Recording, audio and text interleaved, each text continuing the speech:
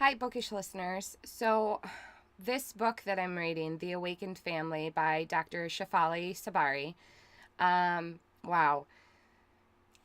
It's bringing up a lot of internal issues for myself from what I can look back on and recall from my own childhood, and also just what I can look back on and recall just from my own parenting experience in the last 19 years. And one of the things that really kind of stood out to me was her insistence, and you get this in all of the stratosphere that psychology takes up, right? Like, you go back to the root of most of your issues, if not all of them, and they stem from your parents, but not specifically your parents, just more so your childhood, your environment, your influences, the people that made impacts in your life, the people you interacted with. But for most of us, that includes mom and dad. And one of the things that Dr. Shefali points out in The Awakened Family is how so much of parenting is about satisfying our own egos, right?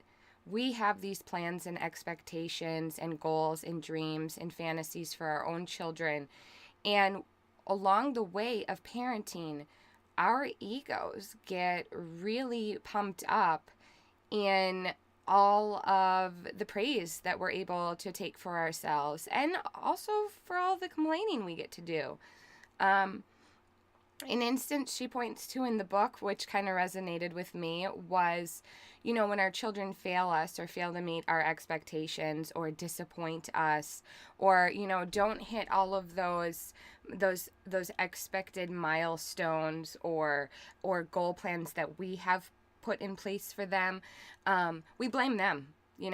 I've done all of this work for them, and I've done so much, and it wasn't my fault. I didn't fail as a parent. It's just my child failed. Whereas when our child does something good, worthy of attention and praise, that's all us, right? Like, I did that. I made that, right? And that's what we do. And it kind of brought me back to my own childhood, and I recall that kind of dynamic happening between me and my parents, right?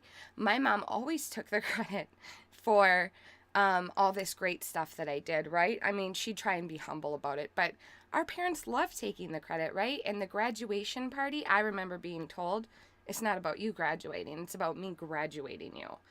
And that stuck with me, and I held on to that mentality for a long time, until my own daughter graduated. And then I said, "What do you want to do?" She didn't want a graduation party. Okay. And I had joked for years, so the graduation party's about me, because that's what I had been taught. And I'm sure they're this way everywhere, but I don't recall as much when I was younger living in the suburbs and in the cities. But I live in a rural area now, and graduation parties around here are a thing, right? In June, that's what's going on, and y'all are going to everybody's graduation party, and you do it in like 2 days, right? And I guess I remember I was pregnant at my graduation party, and I was found by the food, right? Like, I was sat up parked by the food. I didn't even care who was there, because, again, my parents had already said the graduation party was about them. I think that was the first time I ever saw my dad drunk, too. But what it made me remember was that we bring in these expectations into our parenting journey, and we don't even realize it. And in satisfying the ego, and we tell ourselves that we're parenting selflessly. And this is what Dr. Shefali writes too, right? That this is this selfless act. But the truth is, it's very selfish. We're doing it to satisfy our own unmet needs, right? We're doing it to fix all the things that we have unresolved from our past, and we do it unconsciously. And sometimes we are aware of it, right? And I've become more aware of it too. I catch myself just in little things that I say to my kids now, and I have teenagers, 19 and 17, and then I have an 8.5-year-old and twin 7-year-olds. And so with both sides of these age groups, I'm I'm catching myself as I'm reading Dr. Shefali, and from other stuff that I've been reading too. Clearly this podcast rests on the fact that your hosts are readers of books, and that I am. And so it it it it brought me back to this thing that my mom had always told us, right? Okay, and so full disclosure, my mom painted an unhappy life as a child. She grew up in the 60s. She was the middle child. And I can say that what she shared with me seemed like she had a very lacking childhood, right? She lacked love. And she even insisted on telling us that all the time. Saying I love you was just not a thing in her household. And so I love you, I love you, I love you all the time. That's what, the common exchange between mom and dad and sisters and me. And, we tell everybody we love them. And I'm the same way in my own house, right? I love you. I love you. It's our common greeting to one another. It's just said a lot. And I know a lot of families aren't like that. And, whatever floats your boat. But my mom lacked that. And so she instituted that for us. But what she also instituted was this expectation that her 4 daughters would be her 4 best friends forever. And growing up as a teenager, that was okay with me. I thought it was cool to say that my mom was my best friend, right? And if I ever had a best friend, and I had, 8, 9, 10 best friends, I couldn't narrow it down to just one. But my mom was always included in that. And as I got older, and my sisters became my best friends, right? And so I carried around this, and I didn't even realize this until just recently, right? I carried around with me this expectation of this role I had to play. I was my mom's best friend. And so whenever we fought, and we have fought, right? And I currently am not speaking to my mom. I haven't spoken to my mom in almost maybe over a year. And we've had a rocky last 10 years. And, that last 10 years has also been me deconstructing. Here's what's really interesting about Dr. Shefali's book. Deconstructing your belief system is an important part of becoming a parent. I highly recommended to do so before you become a parent, so you know who you are, right? And that's why we deconstruct. We deconstruct all the way down to the naked self, right? We need to figure out who we are. And we need to affirm who we are. And we need to be confident in who we are. So we have to deconstruct. But deconstructing also includes the dogmas of your family and the dogmas of whatever career perspective you're involved in. And maybe that even includes your political dogmas, right? And you have to come to understanding who you are as an individual before you can help craft and influence another individual, right? And the book I'm working on with Matt, we're talking about this too. Your marriage process should look like a deconstruction process too, because you come in with all these expectations, but these expectations set you up to fail. And so you have to get rid of expectation. Dr. Shefali insists upon it too. Basically, expectation sets us all up for failure. And if you think about that just for a second, and start thinking about how just applying that notion, realizing that expectation is just useless, and you apply that to all aspects of your life, think about how much stress and anxiety you could reduce if you let that notion of expectation, that weight, just release from yourself, right? Okay, and so the thing I had to release was this role in space I always had to make room for my mother to be the best friend.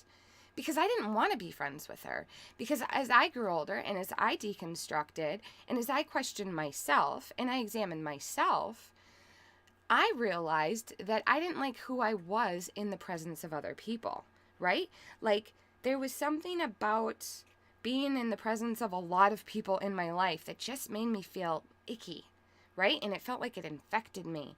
And that wasn't the person I wanted to be. But here's the thing. We imitate everybody. Imitate more so the people that we are in the closest proximity with. And so I had to deconstruct that notion that I didn't have to be that role of the best friend, especially if I didn't like the relationship I had. And so I had to set free that expectation of obligation to relationship based on bloodlines. And I also had to do that with my in-laws as well. And it it, it gave me a different perspective. And it gave me the opportunity to include people in my life that made me feel good about myself and that enjoyed letting me make them feel good about themselves, right? And so I deconstructed the notion that my family was only the people that I was related to either by blood or marriage. And that's not what family was for me. And so getting off topic, going back to Dr. Shefali, this whole deconstruction idea, I wish I had this information 19 years ago, right? I think all the people that read her book and realize that this idea of present parenting benefits us more so than our kids. And if we can get behind that mentality first and foremost, this mindfulness, right? And we're always aware of our present moments, then we're going to be able to connect with our children in a more intimate and vulnerable and authentic way, right? We're going to be open to tell them, I'm scared to fail.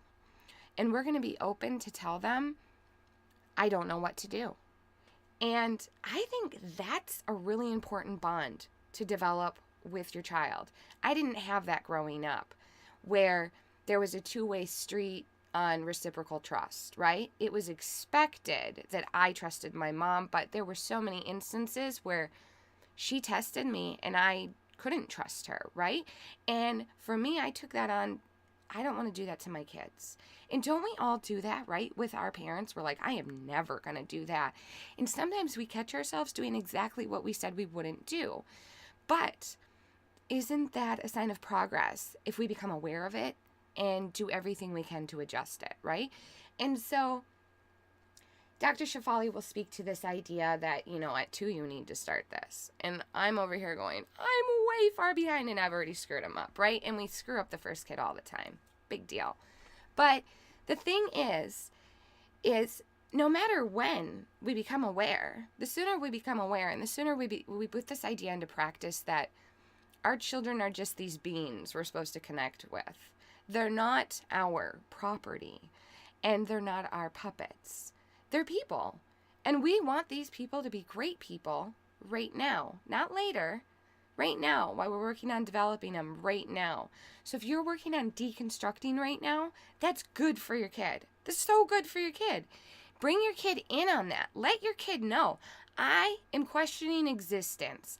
I am questioning God. I am questioning the Trinity.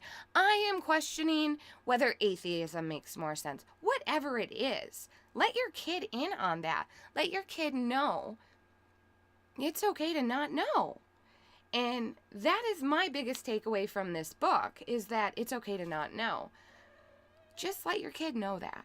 And also see your kid as an equal, not as a peon that you can control and puppeteer and make them do whatever you want just because you're the parent. I would love to talk on and on about this book, but I'm going to save some of that for the podcast. And, just let me know if you like these and if you want more of these, and if you want shorter ones where I do lots of snippets on the book, where I go through some of the chapters or chunks or break it up, or if you don't want any, or if you just want them longer, let me know. I like feedback, even if it's critical. Okay? Thanks.